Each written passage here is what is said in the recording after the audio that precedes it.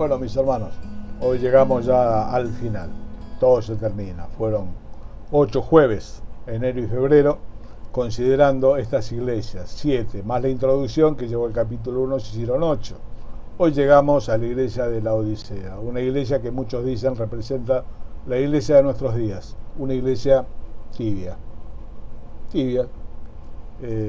No está frío, como pudiese estar aquí en Muerto, tampoco está caliente. Una iglesia que no lastima en el buen sentido de la palabra, ¿no? Hace muchos años, aquellos viejos que hoy ya están con Cristo, cuando algunos de los jóvenes venían de predicar, preguntaban cómo te fue. Y bueno, más o menos, y si alguno se convirtió, bueno, no, y alguno se enojó, no, bueno, algo tenía que pasar, ¿no? Cuando la palabra de Dios se entrega, la palabra de Dios es sal. Y como tal tiene que movilizar la vida, ser entregada con la gracia, con el poder de Dios, impactar, es palabra viva y eficaz. Y bueno, pero hermano, en la tibieza este tipo de cosas desaparecen. La Odisea es una iglesia más bien mundana, le pertenece a una ciudad que es la ciudad de la Odisea. La ciudad era muy rica, fue fundada por Antíoco allá en el año 250, uno de los tantos conquistadores romanos, y le puso ese nombre por Laódice, su esposa. Y bueno, esta ciudad era una ciudad muy próspera. Ellos tenían una industria textil muy importante que trabajaba la lana negra de un estilo, de una finura muy, muy importante. También eran un centro bancario, un lugar de mucho dinero, había actividad de banco, de mucha riqueza. Podemos decir una ciudad de clase alta, era la Odisea. Y también por insumos médicos, allí se fabricaba colirio. Y también algo para los oídos, para calmar el dolor de oídos, o los albores de la medicina. Pero bueno, estos productos habían hecho de la Odisea una ciudad de mucho dinero, de mucha prosperidad, vuelvo a decir, familias de clase alta. La historia secular cuenta que en el año 60 tuvieron un terremoto. El otro día hablábamos de Filadelfia, tuvo 3 terremotos. Bueno, todos estaban en un radio de 160 kilómetros más o menos. Ellos lo tuvieron en el año 60, la ciudad quedó destruida. Sin embargo, era tanto el dinero que ellos tenían que rechazaron la asistencia del imperio para reconstruirla. La reconstruyeron con su propio dinero. En este lugar está inserta la iglesia de la Odisea. ¿Y quiénes son miembros de la iglesia de la Odisea? Bueno, los mismos habitantes de la ciudad. Eran familias de clase alta, muy bien acomodadas. Y bueno, ellos dijeron, nosotros somos ricos, la iglesia. Pero el Señor le escribe a esta iglesia, hermano, porque Dios nos quiere sacar del error. No hay nada peor que estar confundido acerca de nosotros mismos. Los seres humanos tenemos la particularidad de engañarnos a nosotros mismos, de armar un personaje, de armar una imagen y nosotros mismos comprarlo, ¿no? Y creernos, dice, nadie tenga más alto concepto de sí que el que debe tener. Piense de sí con cordura. El salmista decía, ¿quién me va a librar de los errores? Librame de los errores que me son ocultos. ¿Quién va a entender sus propios errores? Los griegos decían, conócete a ti mismo. Tan difícil, ¿no? Siempre conocemos la vida de los demás, tenemos el diagnóstico de todos, pero cómo nos cuesta tener un diagnóstico propio, cierto. Por eso tenemos que orar. El Salmo 139 dice, examíname, oh Dios, y conoce mi corazón. No es tan importante lo que yo pueda decir de mí mismo. Es muy importante lo que diga el Señor y es muy importante lo que dicen los demás, especialmente los cercanos, porque hermano, la iglesia nos ve 2 veces por semana o 3, en el mejor de los casos, pero hay que ver qué dicen los que viven a nuestro lado. Ellos son los que tienen el verdadero testimonio de nuestra vida y nos conocen de cerca y son los que pueden dar un diagnóstico cierto. Bueno, hermano, cuanto más el Señor que vive en nuestros corazones y le quiere dar a esta iglesia un diagnóstico cierto, que ellos salgan de la situación de autocomplacencia que tenían, de indiferencia. El Señor los va a tratar de tibios, y le dice, ojalá fuesen frío o calientes, ustedes son tibios. Y eso habla de indiferencia, de vamos por el medio. Bueno, tampoco no tanto, no hay que ser fanático, tampoco somos herejes, ¿no? Tampoco somos inconversos, pero no lo tomamos muy en serio. La mayoría de los creyentes, bueno, un poco la salvación, y bueno, un poco vamos a la iglesia hay que ir, pero bueno, un poco, porque también hay otras cosas, y nos armamos todo un mundo. Y le pedimos a Dios que lo firme abajo. O descontamos con que ya Él lo aprueba y queda así. Bueno, hermano, Dios en su misericordia, como Él vive adentro de cada creyente, y no nos quiere ver confundidos. Estar confundido en materia de fe es algo horrible. Entonces le manda esta carta de amor. Si bien es dura, hermano, es de amor. Y el Señor va a decir en un pasaje, miren que yo a todos los que amo los castigo. Y es un gesto de amor la disciplina, que solamente dan las personas que aman. El que ama a su hijo de temprano lo corrige, dice Proverbios. Y termina con una invitación hermosa. Aquí yo estoy a la puerta y llamo. Si alguno oye mi voz y abre la puerta, voy a entrar a él, voy a cenar con él. Y él conmigo. El Señor quería sacar a los miembros de la Odisea de esa situación pobre. No hay nada peor que vivir la vida cristiana por la mitad. No hay nada peor, no hay un fracaso más grande que la del creyente que vivió su vida por la mitad. No fue ni una cosa ni la otra. Y el Señor decía de la sal, que es tan distintiva, ¿no? Que se nota su presencia en la comida. Cuando la sal pierde el sabor, no sirve más para nada, sino para ser pisoteada por los hombres. La tibieza hace de nosotros cristianos intrascendentes, que no servimos para los propósitos de Dios, que apenas calentamos el banco en el que nos sentamos, que no tenemos fruto, que muchas veces no tenemos un fruto evidente de la vida de Dios en nosotros, en la vida familiar, en las cosas que nos rodean, en la tarea que hacemos para el Señor, y sin embargo no nos examinamos, lo repetimos, bueno, lo hicimos siempre, como yo vivo a la vuelta de un club, ¿no? Y veo desfilar verano tras verano las mismas personas con su heladerita, su sillita, van al club, ¿dónde van a ir? Lo han hecho siempre. Hermano, si la realidad esa es la nuestra, y bueno, tal vez la Odisea nos represente y nos pinte un poquito del cuerpo entero, ¿no? La Odisea busca un medio, que quedamos bien con todo, quedamos bien con el Señor, y qué más, y nos empezamos a inventar todas esas cosas. Hermano, decía Pablo a Timoteo, procura presentarte a Dios aprobado, como un obrero que traza bien la palabra de verdad y que no tiene de qué avergonzarse, que no tiene reproche de parte del Señor, como vimos que Esmirna no tenía reproche de parte del Señor y Filadelfia tampoco. Es posible.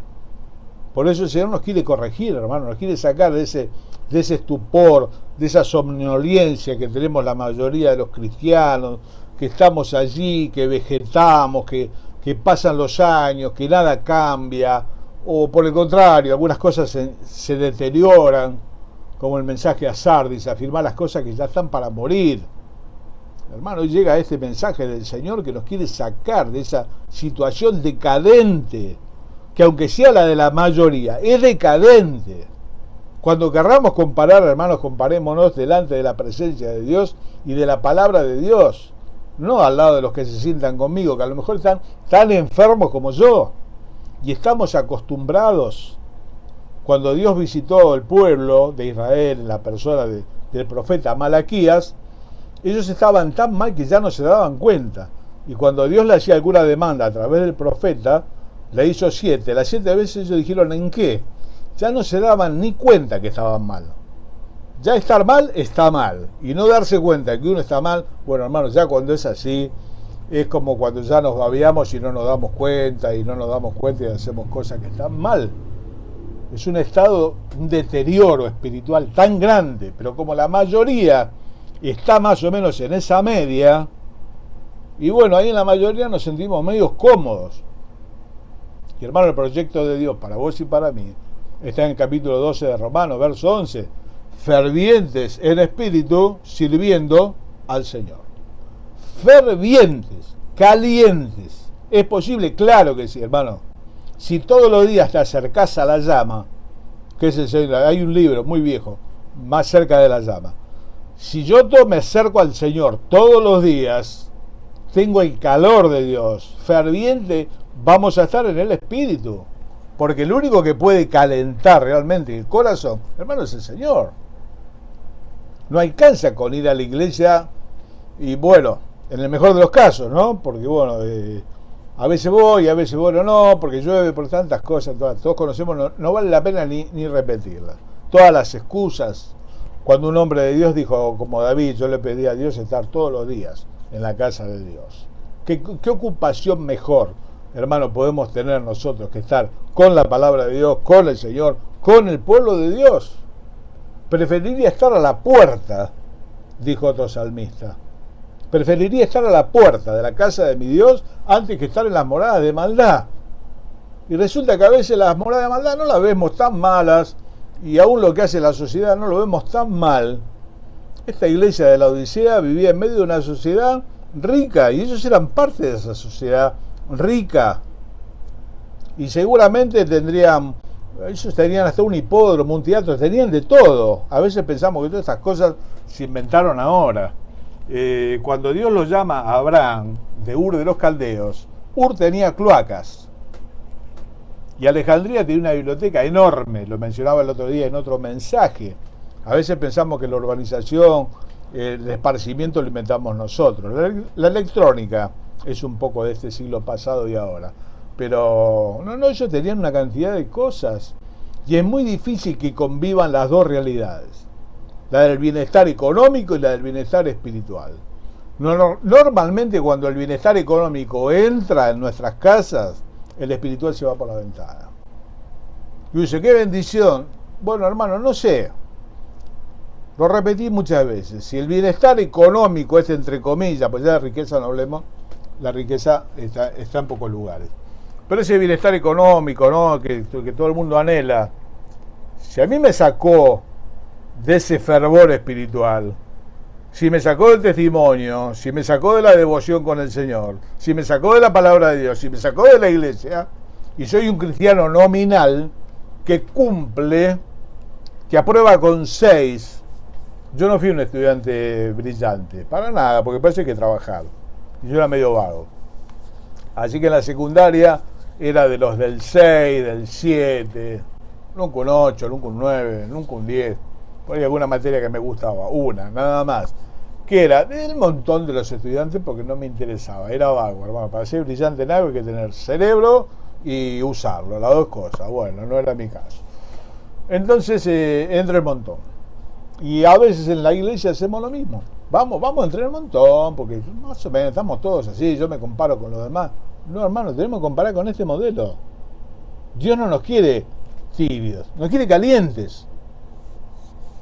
Y este es el mensaje a la Odisea. Lo vamos a leer, que es lo gran importante, la palabra, ¿no? Y quiera Dios que apele, hermano, a nuestro corazón. No, lo digo una y tantas veces más porque no quiero que se confunda. No hay problema en tener plata. Y hermano, si Dios te dio mucha, pedirle sabiduría para administrarla porque no es tuya. Las dos cosas. La mayoría de nosotros tenemos el pan necesario. Gracias a Dios. Una bendición enorme, tener el pan necesario. Poder meterse la mano en el bolsillo y con lo que uno necesita. Con una cama alcanza, con un plato alcanza. ¿No? La vida del Hijo de Dios es sencilla. De hecho, el Señor tenía una túnica. No hacen falta. La vida del hombre no consiste en la multitud de los bienes que posee, dice el Señor. No pasa por ahí. El marketing nos hizo creer que sí. Que ser significa tener, si no tenés no sos, y bueno, pero todo eso, hermano, es de afuera. Lo que pasa es que a veces pasamos tan poco tiempo con el original que se nos empiezan a pegar todas esas cosas. Queremos pertenecer, queremos tener esa tarjeta, ese teléfono, queremos este auto, queremos esta obra social, queremos esto, queremos lo otro. Y hermano, nosotros lo que tenemos que querer son las cosas de Dios, y si Dios da lo otro en buena hora, y disfrutalo, hermano, y dale gracias a Dios. Pero vuelvo a repetir, es muy difícil manejar las dos cosas. Son muy pocos los creyentes que yo conozco que manejan las dos cosas, que la plata no les hizo mal, no les enfrió el corazón. Siguen fervientes, buscando testificar, amando al Señor. El tema principal de su vida es el Señor y es la palabra de Dios. Y no el dinero, es un tema de segundo orden y a veces tienen muchísimo. Es un tema de segundo orden, que lo manejan ellos con el Señor para ver cómo lo administran. Leemos el texto. Se presenta el Señor en el verso 14 diciéndole nuevamente, escribe al ángel de la iglesia en la Odisea. El ángel, el mensajero, que es lo que significa, tal vez el pastor principal de ese lugar. Y el Señor se presenta como el amén, como el definitivo, como el final de todas las cosas. Cuando se dice amén, significa así sea. Se terminó la oración. Él es el alfa y el omega, es el principio y el fin, es el amén. Todas las cosas son en el sí y en el amén. Se terminó. El verdadero. Habían llegado muchos mesías en la historia de Israel. Dicho con todo respeto, el Señor no era el primero. Ya en la historia del pueblo de Israel esperaron tantos 2 milenios al Mesías que se puede imaginar cuántos se presentaron diciendo que eran el Mesías. Pero bueno, el Mesías iba a tener pruebas indubitables, iba a hacer milagros, cosas que otros no hicieron, que el Señor sí lo hizo, y el Señor se presenta como el verdadero. Finalmente llegó el Mesías, Dios hecho hombre, y vimos su gloria, decían los testigos, los apóstoles. El testigo fiel y verdadero, el principio de la creación de Dios. Y acá hay que aclarar que muchas sectas toman esto para decir que el Señor es un ser creado. Él no es el primero en ser creado, el principio de la creación. Él es el motivo de la creación. Es un tema de traducción. La traducción es excelente, pero el idioma original es mejor. ¿Cuál es la verdadera palabra? Él es el motivo. Él es el origen de todas las cosas. Por eso se presenta como el alfa, primera letra del alfabeto griego. Él es el origen, el principio de la eternidad que no tiene principio, al igual que su Padre, al igual que su Espíritu, que conforman la persona del Trino Dios. Así se presenta el Señor, el amén, el testigo fiel y verdadero. Y el principio, el motivo de la creación de Dios. Y le dice a la iglesia como a las otras, yo conozco tus obras. Yo conozco tus obras. Qué solemne, ya lo repetimos varias veces, ¿no? Pero pensá en un momento que el Señor en este momento te está diciendo, ponle tu nombre. Yo conozco tus obras. Yo sé lo que vos hacés. Yo sé lo que vos pensás. Y yo sé lo que vos sentís. Aparentar a los ojos de los demás no es tan difícil, aunque hacerlo todo mucho tiempo es muy difícil. Pero sí, yo conozco tus obras y sé que vos no sos ni frío ni caliente, vos sos tibio. Allí dice el texto, ojalá fuese frío o caliente. Y como sigue diciendo, por cuanto eres tibio y no eres frío ni caliente, te vomitaré de mi boca. Porque tú dices, yo soy rico, y me he enriquecido, y de ninguna cosa tengo necesidad, y no sabes que tú eres un desventurado, miserable, pobre, ciego y desnudo. Qué realidad tan distinta, ¿no? ¿Qué condición tenemos los seres humanos de engañarnos a nosotros mismos? Armaron una idea, un modelo, y comprarlo encima. Y lo que es peor, tratar de venderlo. Y ellos creían, tú dices, y lógico, perteneció a la ciudad de mucho dinero. Yo soy rico, no preciso nada. No necesitamos la plata de Roma, reconstruimos, nosotros resolvemos. Nosotros estamos bien. Y el Señor le da el verdadero diagnóstico porque lo quiere rescatar de ese estado lamentable que tienen. Fíjense lo que les dice, ¿no? Vos sos un desventurado, sos un miserable, sos pobre, sos ciego y sos desnudo. Un poco haciendo alusión a los productos de la ciudad, la ropa, el colirio, después lo va a mencionar el Señor. Qué diagnóstico tan distinto, hermano. De entre lo que nosotros pensamos y lo que él piensa. Y hermano, lo importante es lo que él piensa. Yo no sé qué mensaje de estos 7 de las iglesias, son todas distintas, impactó más tu vida. Este a mí me conmueve mucho. Hay hermanos que dicen que la Odisea representa la iglesia del siglo XX y XXI.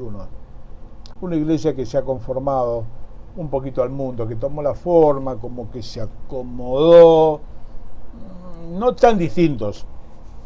No tan distintos. No le hace mal a nadie. Ahí va. Convive. Y hermano, el Señor nos llama a hacer luz y nos llama a hacer sal. Y ellos estaban autocomplacidos, indiferentes. Yo no tengo necesidad de nada. Yo no tengo ningún problema. ¿Qué problema hay? No tengo ningún problema. Y el Señor le dice, vos tenés todos estos problemas, tu realidad es esta. No es la que vos te imaginás, tu realidad es esta. Vos estás confundido respecto a vos mismo. Es un grave problema, hermano, que tenemos hoy, de estar confundidos con respecto a nosotros mismos. Ninguno tenga más alto concepto de sí que tiene que tener. Piense de sí con cordura. Examíname, oh Dios, conoce mi corazón. Ve si hay en el camino de perversidad y guíame en el camino eterno. Qué terrible estar confundido en esto, pensar que estoy bien y no estoy bien. Pero estoy bien porque la mayoría está igual, pero es otro problema. Y pero puede ser que la mayoría esté mal, sí, en este tiempo, hermano, la mayoría está mal. Mire, hoy ser creyente, ya el hecho de ser creyente es ser minoría. En el mundo la mayoría no son del Señor. O sea que ser creyente es ser minoría. Y pretender vivir de esta manera ferviente, como viven algunos hermanos, es volver a ser minoría entre la minoría. 2 veces minoría. Minoría por ser creyente con respecto al mundo. Y minoría en la iglesia, hermano. Cada vez más gente que, bueno, tenemos que dar gracias que vino. Insistir para que venga. Y ya los pastores estamos contentos con que, bueno, por lo menos vino. Aunque sea cada tanto. Che, viste que vino fulano, menos mal, vino. Fruto, no, fruto ni hablar. ¿Qué es eso? No. Pero por lo menos nos deja el banco tibio, nos deja el banco caliente. Un pastor en otro país de Europa preguntaba ya con cierta resignación qué es lo que iban a dar a aquellos que se jubilaban, qué es lo que iban a dar al Señor. Ya de la clase activa no esperaba nada porque estaban ocupados en sus negocios, en sus cosas, ya listo, ya si vienen algún domingo el culto y después van a almorzar a algún lado y después a preparar sus cosas porque la semana, el trabajo, la prioridad es otra, hermano. El problema es que Dios no es prioridad en la vida de la gran cristiandad hoy. No es la comida. El Señor dijo, yo tengo una comida, Juan capítulo 4, con la mujer de Samaria, yo tengo una comida que comer que ustedes no saben. Mi comida es que haga la voluntad del que me envió y termine su obra. No es las preocupaciones, hermano. ¿Cuáles son tus preocupaciones? Si son las mismas que las del vecino, estás en problema, hermano. Mis preocupaciones, mis anhelos son los mismos que los de mi vecino, que no es del Señor. ¿O somos distintos? Bueno, no tan distintos. No, hermano, distintos. Distintos. Ahí aparece Juan el Bautista, un bicho raro. Está bien, tiempo, ocasión, pero un bicho raro. Y viene con piel de camello y come langosta, miel silvestre, un mensaje poderosísimo y la gente sale a escucharlo, pero socialmente es un bicho raro Juan el Bautista. Y cuando vemos hermanos fervientes, poderosos, algunos cristianos inclusive lo consideramos que, bueno, está medio loco, ¿viste? Bueno, ya se le va a pasar. Se han hecho frases tan lamentables y a veces se han convertido en verdad, porque el que llegó con cierta voluntad, al ver que están todos en una temperatura ambiente, toma la temperatura del estanque y después es un tibio más. No, hermano ferviente, en espíritu, sirviendo al Señor. Dios es prioridad. ¿Cuál es el problema? Que Dios no es prioridad en su pueblo. Sus negocios no son prioridad en el pueblo suyo. Este es el problema. Entonces el Señor, después del diagnóstico, le aconseja, mira, yo te aconsejo que de mí compres oro refinado. El oro de Dios, lo que no perece, no el oro de acá que tiene el color y los quilates, no, el oro de Dios, las cosas de valor de Dios. ¿Que dónde se consiguen? En la presencia de Dios. Esa buena parte que tomó María, eso es oro.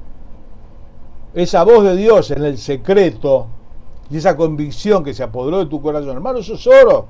Refinado en fuego, es del mejor. Ese no se compra en Calle Libertad. Ese está en la presencia de Dios. Y comprate vestiduras blancas. Eso es una vestidura negra muy cara, muy buena, finísima. No. Comprate de la blanca. Que es la cobertura de Dios, la justicia del Señor. El vestido nuevo. Que solamente Él nos puede dar. Para que no se descubra la vergüenza de tu desnudez. No, hermano, las hojas de higuera que se hicieron en aquel momento del Edén no alcanzaban a tapar la desnudez. Dios mató unos animales y los cubrió con pieles. Nosotros pensamos que a veces con las cosas de este mundo vamos a tener una apariencia, podremos tener. Delante de Él estamos desnudos.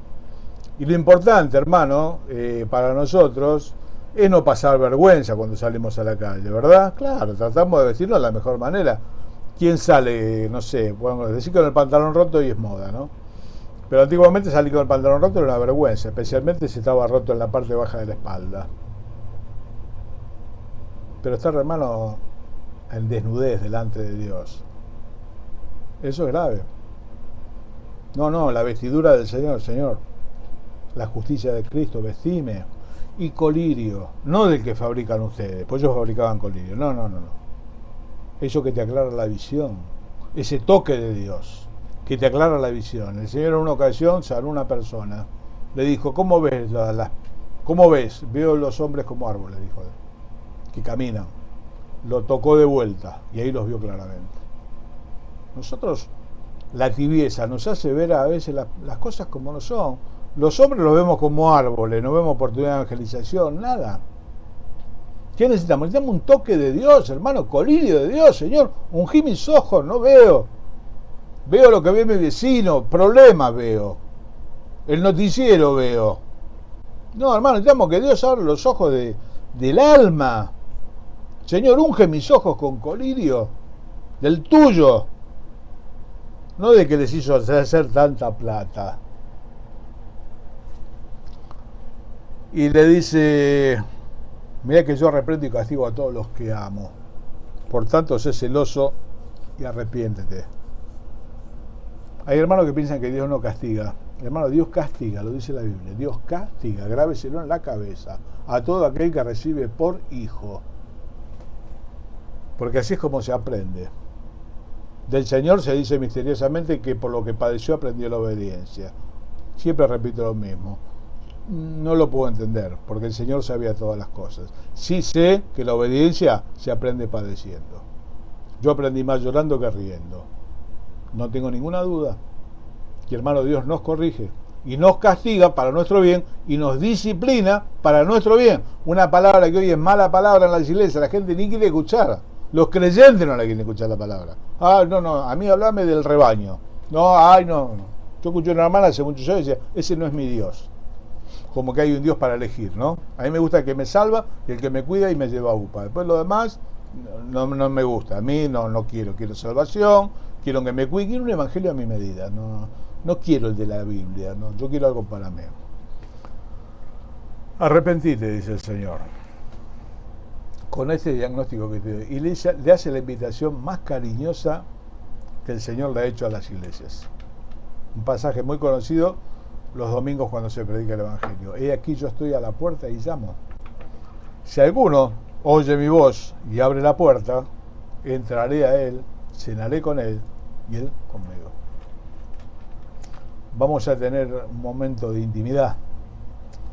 Hoy se escucha que en algunas iglesias los jóvenes y no tan jóvenes buscan intimidad con el Señor. Para eso ponen luces de colores, se tiran al piso, se abrazan. Dice, para tener intimidad con el Señor. No. Eso es otra cosa. Cuando querramos tener intimidad con el Señor, cerramos la puerta de la habitación, como Él nos enseñó, y le abrimos la puerta del corazón. Yo estoy a la puerta de tu corazón y llamo. Si alguno oye mi voz y abre la puerta, yo quiero estar con Él. Y Él conmigo, y eso es lo que va a transformar la vida, esa vida aguachenta, esa vida tibia, que produce vómitos. Se dice que el agua tibia produce vómitos y se dice que la Odisea lo recibía todo por unos cañerías muy rudimentarias que con el calor del desierto y demás llegaba caliente el agua y no se podía tomar, había que enfriarla. No, hermano, el vómito es el rechazo. A Dios no le gusta eso que a nosotros nos gusta tanto, ese centro. Que bueno, afuera no estoy, y bueno, por lo menos no estoy afuera. Y bueno, el otro, y bueno, al cielo voy igual. Esa negligencia terrible, hermano, de responder así al amor de los amores, al que no lo pueden apagar las muchas aguas. Ese es el amor de Dios. Que no deja de amarnos, que nos busca, que nos quiere corregir, que nos quiere dar el diagnóstico justo. Sos pobre, sos ciego, sos miserable, estás desnudo, no te das cuenta. Vos no te das cuenta. Yo me doy cuenta, dice el Señor. Y la gente a la larga también se da cuenta. Tomá de las cosas mías. Tomá de las cosas mías. Hermano, pidámosle al Señor, esta noche, Señor, si esta es mi situación, cambiame. Cambiame, no quiero ser este pobre, un ciego, un miserable, desnudo delante tuyo. Quiero presentarme delante tuyo aprobado. Termina la promesa y dice: al que venciere, dice el Señor, yo le voy a dar que se siente conmigo en mi trono, como yo he vencido y me he sentado en el trono del Padre. Y termina diciendo que tiene oído, oiga lo que el Espíritu dice a las iglesias. Mi hermano, mi hermana querida, no sé cómo te fue con esta serie de las iglesias, dónde te has visto más identificado, dónde no. Todas a mí por lo menos me dejaron algún mensaje, alguna cosa en que meditar, alguna cosa en que corregir. Lo he dicho a lo largo de la serie, yo quiero galardón completo.